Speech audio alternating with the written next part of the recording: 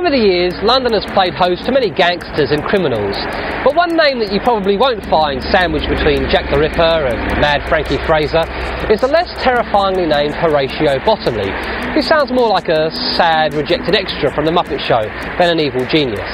But born in 1860, Horatio was placed into an orphanage at an early age. At 14, he was turfed out and left to fend for himself, but he landed a job as a shorthand legal writer for a company firm. It was during this time that he developed his real education, not in how to abide by the law, but in how to circumvent it.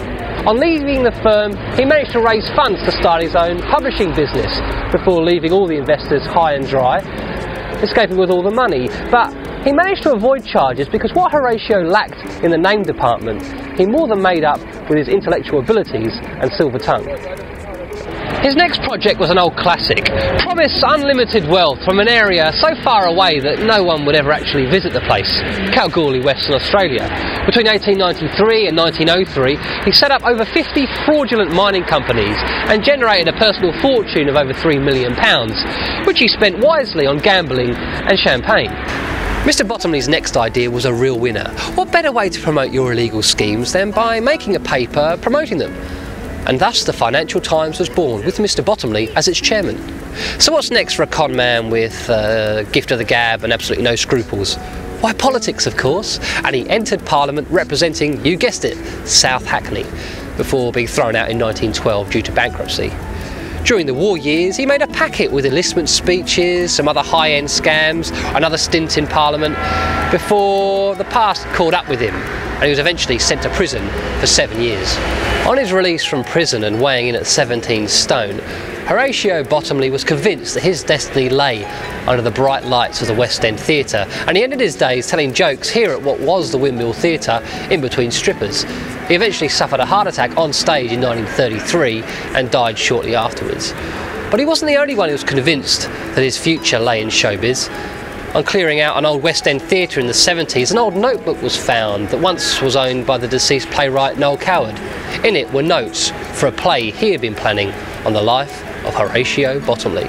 Some tell tales, others rhyme, but I sing songs from the howling sea.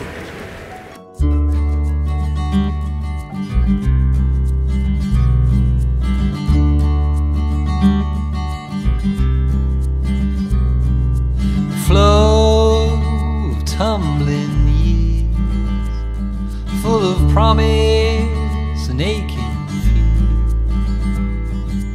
Build a man up, set him low, form a heart that's pure, a rebellious stone.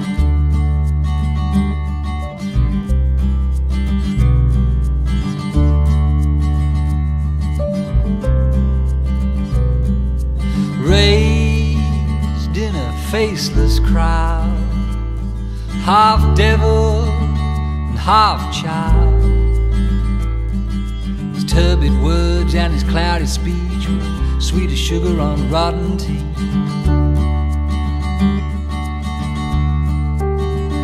Singing here for crowd around, high rollers to the down and out. I've seen hills of gold, I'll tell you true, cross my palm and you'll taste gold too. You taste gold too.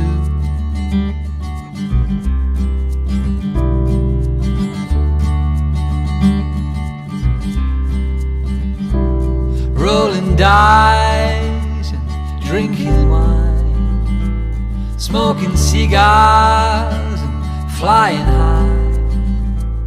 He never gave a thought to his deeds of shame, never cast a glance at the spreading stain.